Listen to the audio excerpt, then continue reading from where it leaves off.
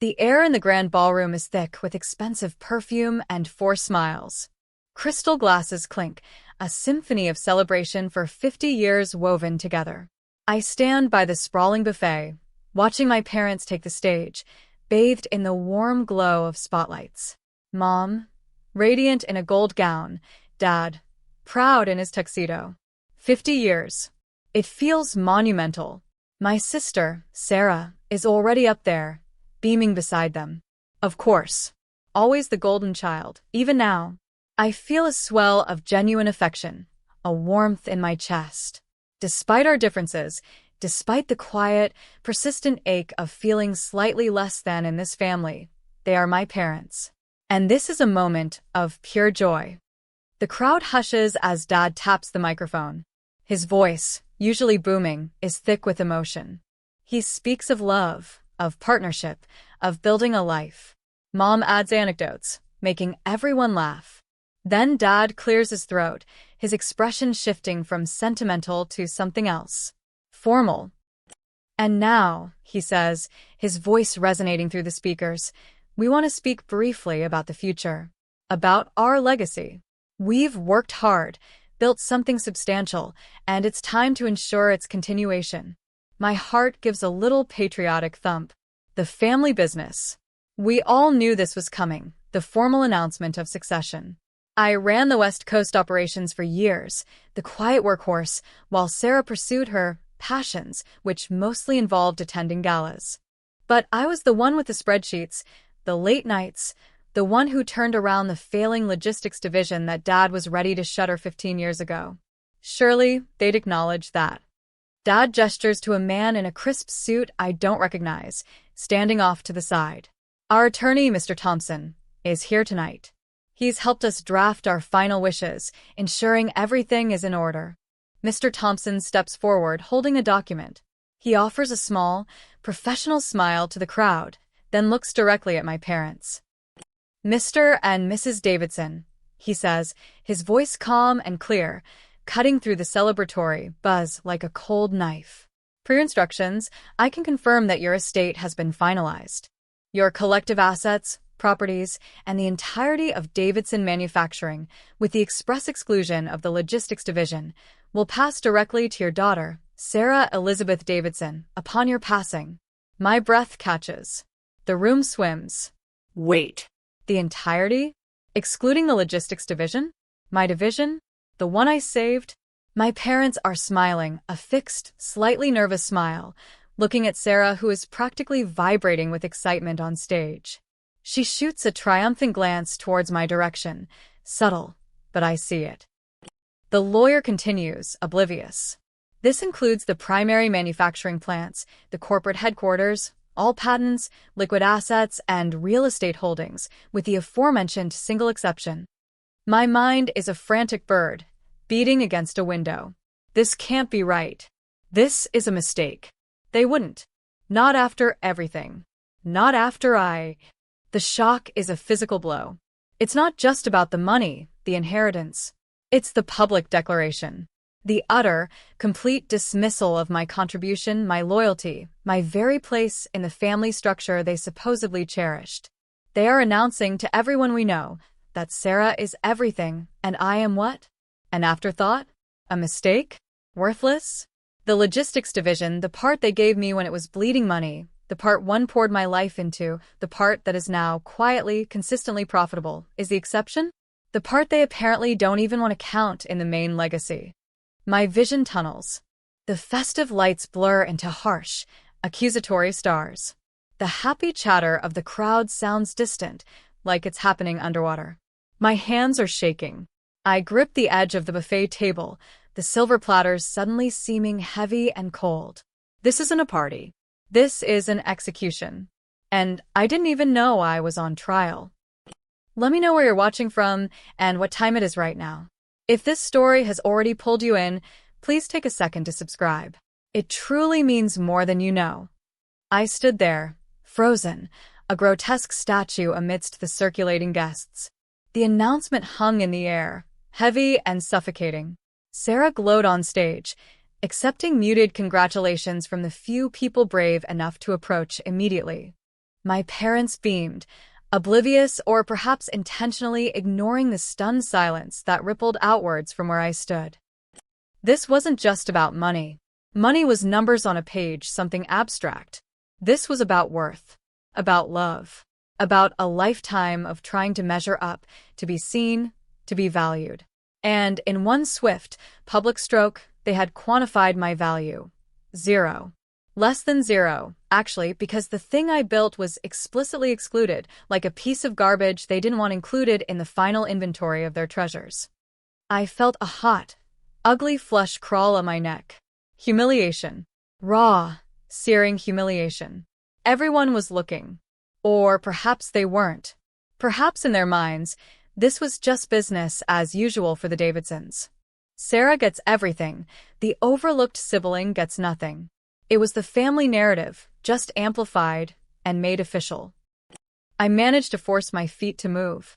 One step, then another. Away from the buffet, away from the edge of the room, away from the eyes I imagined boring into my back. I needed air. I needed to disappear. I found myself in the hushed, over-decorated hallway outside the ballroom. The opulent carpet muffled my footsteps. The silence was a cruel relief after the cacophony of my inner turmoil. I leaned against the cold marble wall, pressing the back of my hand against my mouth to stifle a sob that was clawing its way up my throat. 50 years. 50 years of their life together. And they chose this moment, in front of all these people, to deliver the final, devastating blow to me. Not a private conversation. Not a quiet explanation. Un public spectacle. A declaration of who truly mattered in their eyes. My phone felt heavy in my hand. I scrolled through contacts, not knowing who to call. A friend? They would offer sympathy, tell me my parents were awful. My spouse? They would be furious, hurt on my behalf, maybe push me to confront them, something I felt incapable of doing in that moment. Sarah? The thought brought a fresh wave of nausea. What would I even say? Congratulations on inheriting everything. Thanks for nothing? The unfairness of it choked me. I had been the one who stayed close, who checked in daily when Dad was ill. I was the one who drove Mom to appointments, who handled the leaky roof at the old house, who navigated the tangled mess of their investments when they decided to simplify. Sarah was always too busy, too far away, too important with her globe-trotting lifestyle. And yet, she gets the keys to the kingdom, and I get the part nobody wanted? The part one made something of, only for it to be deemed unworthy of the main inheritance. The logistics division. I had taken it over when it was a financial black hole. Dad was ready to shut it down, lay off 50 people. I had pleaded with him, shown him my business plan, worked day and night, restructured, found new clients, streamlined operations. It took years. Years of sacrificing weekends, missing family events, which Sarah somehow never missed, despite living further away, pouring every ounce of my energy and intellect into making it viable. It was my baby, my proof of concept, my way of showing them I was capable, responsible, worthy. And they explicitly excluded it from their legacy. It was a statement, clear and brutal.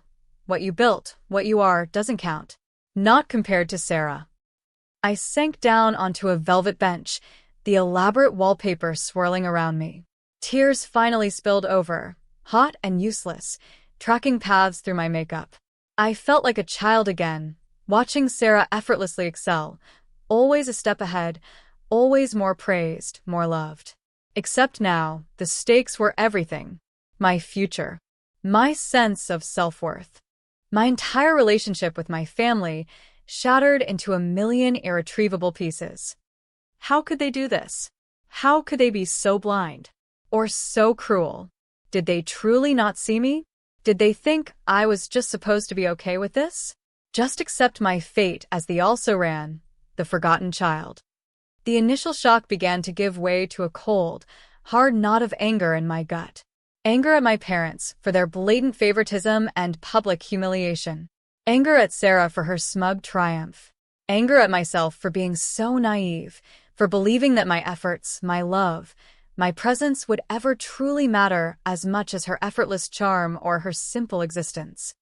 I stayed in that hallway for what felt like an eternity, The sounds of the party a muffled, painful reminder of the life I was apparently no longer fully a part of. When I finally stood up, my legs were shaky, but the tears had stopped.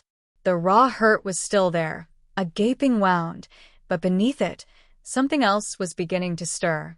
A flicker, small but stubborn. This wasn't over. They had made their move. A brutal, public, calculated move. But they hadn't accounted for the years I'd spent in the trenches of the logistics division. They thought I was managing trucks and warehouses. They didn't see I was learning every angle of the business, every contract clause, every legal loophole. They thought they were giving Sarah the empire, leaving me with a footnote. But footnotes can sometimes contain critical information the main text conveniently ignores. I took a deep, shaky breath. The cold marble against my back felt grounding. I couldn't go back into that ballroom. Not now. Not like this. But I wouldn't disappear either. This wasn't the end. It was a turning point. A dark, painful one, but a turning point nonetheless. My reflection in a nearby gilded mirror was a mess of smeared makeup and raw emotion. But behind the pain, I saw something else in my eyes. Steel. Hardened by years of being overlooked, by years of fighting for every inch in the logistics division, by this final, ultimate betrayal. They thought they had written me out of the story, but they had just given me the motivation to write my own ending. An ending they wouldn't see coming. Getting through the rest of that night was a blur of forced smiles and mumbled excuses as I navigated the few well-meaning relatives who found me before I made my escape. Each sympathetic look felt like another jab. Each question about the announcement twisted the knife deeper. I felt exposed, raw, flayed open in front of everyone. Sarah was radiant back inside, basking in the glow of her promised inheritance. My parents looked relieved, as if a great weight had been lifted, having finally formalized their obvious preference. I didn't confront them. Not then. What was the point? Their message was loud and clear. There was nothing they could say in that moment that would erase the words, the public context, the explicit exclusion of the thing I had built. Any confrontation would devolve into emotional chaos, accusations, and justifications that would only hurt more. I needed clarity. I needed to think. The drive home was silent, punctuated only by my ragged breathing. The house felt empty, even with my spouse trying their best to comfort me. Their anger on my behalf was a comfort, a validation that I wasn't crazy, that this was wrong, but it couldn't fill the hole that had opened in my chest. The family I thought I had, the foundation I believed was solid, had crumbled in an instant. The next few days were a blur of grief. It felt like mourning a death. The death of a relationship, the death of a shared past, the death of a hoped-for future. I replayed every memory, searching for clues, for signs I had missed. The extra praise for Sarah's kindergarten drawing, the slightly more expensive gift for her birthday, the way their eyes lit up differently when she walked into the room. It was all there, woven into the fabric of my life, but I had always rationalized it, minimized it. Now, the pattern was stark, undeniable. Work was impossible. My brain felt like static. The logistics division, my sanctuary, now felt like a cruel joke, the consolation prize explicitly deemed separate and unequal.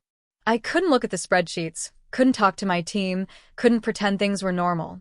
How could I lead a division that my own family considered beneath their real legacy? I called Mark Thompson, the lawyer. I found his card tucked into my father's anniversary invitation envelope. It felt strange, calling the man who had delivered my professional and emotional death sentence. His voice on the phone was smooth, professional. "This is Mark Thompson. Mr. Thompson, this is my name. We met briefly Saturday night. At the Davidson anniversary." My voice was shaky. There was a pause. "Ah, yes. "My name." "A difficult evening, I understand." "Difficult is an understatement," I said, the anger starting to simmer again. "I need to understand what happened. The will. The exclusion. I can't discuss the specifics of your parents' estate with you. My name, as you are not currently a beneficiary in the primary will I drafted, he said, his tone neutral, frustratingly detached. But the logistics division, I pressed. What happens to it? Is it just mine now? Automatically? Because it wasn't included. The documentation I prepared for your parents outlined the distribution of their assets. The logistics division was explicitly not listed as one of their assets for distribution, he stated. Presumably, they had other arrangements regarding that entity. Other arrangements. The phrase echoed in my head. Other arrangements. He couldn't tell me more, citing client confidentiality. His job was done. He had followed instructions. My parents were his clients, not me. The conversation left me feeling even more lost, but also, subtly, shifted something. Other arrangements, it wasn't just an exclusion. It was an acknowledgement that the logistics division wasn't theirs to give away in the first place. I spent days digging, poring over old company documents, my own files from when I took over the division, emails, contracts. My parents weren't corporate giants. Dad had built the business from the ground up, but they weren't meticulous record keepers. I had been the one who tried to bring order to the chaos over the years. I remembered the desperation 15 years ago. The logistics division was losing money hand over fist. Dad was on the verge of laying everyone off and selling off the few aging trucks for scrap. It was a painful time for the family, financially and emotionally. I had just finished business school, full of idealism. I saw potential where they saw only loss. I found the proposal I drafted back then. Page after page detailing my plan to restructure, modernize, find new markets. And then, near the back, the agreement. It wasn't a formal contract drawn up by corporate lawyers. It was simpler. Written on letterhead, signed by me, Mom, and Dad. It stated that in exchange for me personally taking on the division's debts, liabilities, and operational control, and investing my own savings into its turnaround, the logistics division and all its future assets and profits would become my sole responsibility and property. Immediately, they were washing their hands of it, happy to be rid of the headache and the debt. They even included a line about it being separate from the main company structure and any future estate considerations. They just wanted it gone. At the time, it felt like a huge gamble. I was taking on a sinking ship. They were giving me a burden, not a gift. We all saw it that way. Sarah had even laughed, saying I was welcome to Dad's trash. But I hadn't treated it like trash. I had treated it like a treasure. I had poured my youth, my energy, my intelligence, my small inheritance from my grandmother, who, bless her soul, had always seen me, into that division. I had updated the fleet, invested in tracking technology, built a loyal team, secured profitable, long-term contracts. It wasn't as flashy as the main manufacturing plants, but it was stable, efficient, and profitable. Quietly profitable. Generating steady income, building its own assets, land, buildings, state-of-the-art equipment. All under the umbrella of the logistics division, legally distinct since that signed agreement. My parents hadn't forgotten the agreement entirely. Their will's explicit exclusion proved that. They just hadn't realized its full implication. They thought they were leaving me with the same burden they'd offloaded years ago, while giving Sarah the real wealth. They didn't know how much that burden had grown. They didn't know the logistics division was now worth more, conservatively, than the aging manufacturing plants and the overvalued corporate real estate combined. The anger solidified into cold determination. They thought they were writing me out? Fine. I would use the very document that marked me as unwanted to claim what was rightfully mine, built by my own hands, on a foundation they had signed off on. I called Mark Thompson again. This time, my voice was steady. Mr. Thompson, it's my name again. I understand you can't discuss my parents' will, but I need to discuss the logistics division. I believe I have a prior agreement regarding its ownership, dated 15 years ago. A signed document. There was a longer pause this time. A prior agreement? Regarding the logistics division? His professional calm seemed momentarily ruffled. Yes, I confirmed. Signed by my parents and myself. Transferring ownership and responsibility to me. Immediately. And explicitly stating its separation from future estate considerations. He murmured. That would certainly complicate things. Complicate? It demolished their plan. Their triumphant announcement was built on a foundation of sand. They were giving away assets they believed were the totality of their wealth, completely separate from the much larger, independently owned entity I had built. The exclusion they thought minimized me was, in fact, the legal proof of my separate, significant ownership. My strategy became clear. It wasn't about contesting the will, which would be messy, public, and emotionally draining. It was about acknowledging the will, accepting the exclusion, and then quietly, legally, demonstrating the true value and separate ownership of the logistics division. It was about letting them believe they had won, letting Sarah gloat, and then revealing that their empire was significantly smaller than they thought, while my burden was the real prize. I engaged Mark Thompson, but this time, I was his client. I provided him with a signed agreement, along with 15 years of financial statements for the logistics division, showing its growth, its assets, its profitability. He was quiet as he reviewed the documents, his initial skepticism turning into professional admiration. "This is comprehensive, my name," he said, looking up from the stacks of paper in his sterile office. "And this agreement, it's legally sound. A clear transfer of ownership at the time of signing, contingent upon you assuming responsibility and debt, which you clearly did. Your parents were right to exclude the logistics division from their will, legally speaking. It hasn't been their asset to bequeath for 15 years. A cold wave washed over me. Not their asset for 15 years. While they were making their grand plans, believing they controlled everything, I had been quietly building my own kingdom with their unwitting blessing. The idea formed slowly, then crystallized. I wouldn't demand anything from the will. I wouldn't fight Sarah for the manufacturing plants or the headquarters. Let her have them. Let her have the burden of modernizing aging factories, dealing with union contracts, navigating a traditional business model. I had something better. Something I had built. Something secure. The plan was simple. Execute the legal steps to formalize my ownership structure beyond any shadow of a doubt, now that the agreement's significance was clear. Ensure the logistics division was a completely separate corporate entity, untouchable by the main estate proceedings.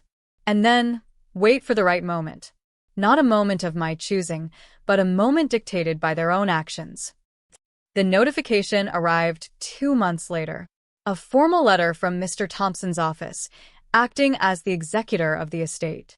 It stated that, following the terms of the will announced at the anniversary party, the process of transferring the specified assets to Sarah was beginning. It also mentioned, almost as an afterthought, that given the exclusion of the logistics division, no claim could be made upon it by the estate or any beneficiary.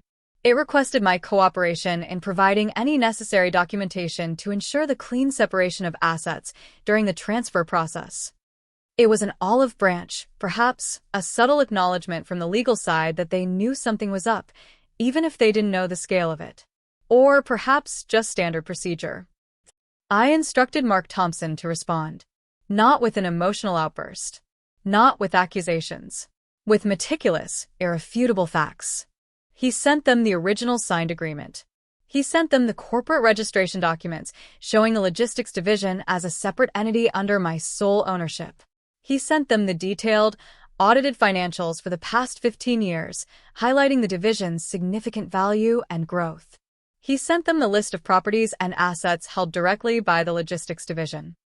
It was a quiet legal maneuver. No drama. No scouting. Just paper. Documents. Signatures from 15 years ago. Numbers that didn't lie. The silence from my parents and Sarah was deafening. Days turned into a week. No calls, no angry emails, no attempts at explanation or apology. They had announced their truth. Now they were faced with mine. The truth I had built, piece by painstaking piece, while they weren't looking. And then came the moment. It wasn't at another party. It was colder, more clinical. A meeting in Mr. Thompson's office. My parents were there, Sarah was there, and their new attorney, a sharp-looking woman who clearly wasn't having a good day. I was there with Mark. The tension was a palpable thing, thick and suffocating in the room. My parents looked pale, their usual confident air replaced by a brittle defensiveness. Sarah's smugness had vanished, replaced by a look of bewildered fury. Their lawyer spoke first, her voice tight. "Mr. Thompson, your response regarding the logistics division. The documents provided. Are you asserting my name's sole ownership?" Mark Thompson remained calm, his posture relaxed but alert. "There is no assertion needed, counsel. The ownership was transferred 15 years ago via a legally binding agreement. The documentation is clear. The logistics division has been my name's property, responsibility, and asset entirely separate from the Davidson Manufacturing parent company or your client's personal estate for a decade and a half." My father cleared his throat. "But it was part of the company, just the struggling part. We didn't mean, Dad. We said it was all going to me." Sarah interjected, her voice rising. "Everything." Mark Thompson held up a hand, polite but firm. "The will specifies the entirety of Davidson Manufacturing, with the express exclusion of the logistics division. Your parents were legally correct to exclude it, Ms. Davidson, because it wasn't theirs to give. The agreement signed 15 years ago transferred that asset fully to your sibling." He gestured towards the stacks of financials. "And as you can see, the entity my name built is now significantly more valuable than the assets outlined in the will." The room went silent again, but this time it was the silence of utter shock. My parents' faces drained of color. Sarah gasped, a small, choked sound. Their lawyer looked like she wanted to disappear. The plot twist wasn't a sudden event. It had been 15 years in the making, culminating in this quiet, devastating reveal. They thought they had disinherited me, leaving me with nothing but a defunct division. They didn't know that the nothing they discarded had grown into something far greater than the everything they kept for themselves. My father finally spoke, his voice barely a whisper. You let us announce that. You knew." My gaze met his. There was no triumph in my heart, only a vast, empty ache. "You announced your truth, Dad," I said softly. "In front of everyone. This is mine." I didn't need to gloat. The documents spoke for themselves. The numbers didn't lie. The silence from Sarah and my parents, the stunned, betrayed looks on their faces, were more powerful than any words I could utter. They had blindsided me with a public humiliation, thinking they were secure in their control. I had turned the tables not with aggression, but with patience, perseverance, and paper trails. The meeting didn't last much longer.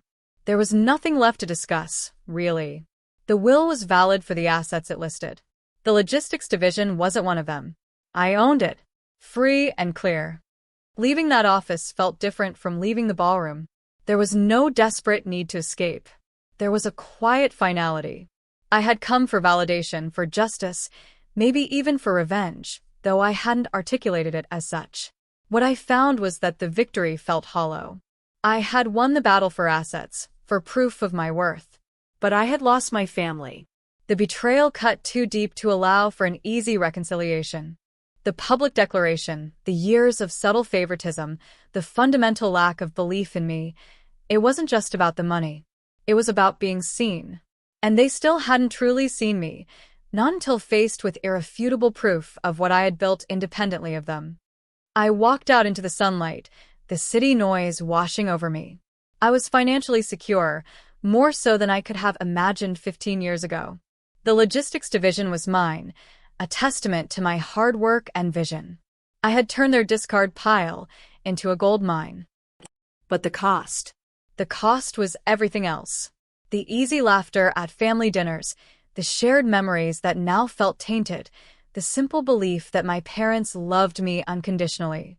That was gone, replaced by a cold knowledge of their true priorities. Winning felt like losing a part of myself I could never get back. The naive, hopeful part that believed in fairy tales and unconditional family bonds. That part was gone, replaced by a steely resilience and a profound sadness for what could have been. The future stretched before me, professionally bright but personally uncertain. I had everything and nothing all at once. The logistics division was my empire, built on the ruins of my family. If this story hit close to home, if you've ever faced betrayal or had to fight for your worth against impossible odds, I'd love to hear your experience in the comments below. And if you haven't already, please subscribe. Your support helps me keep telling these stories. Thank you for being here.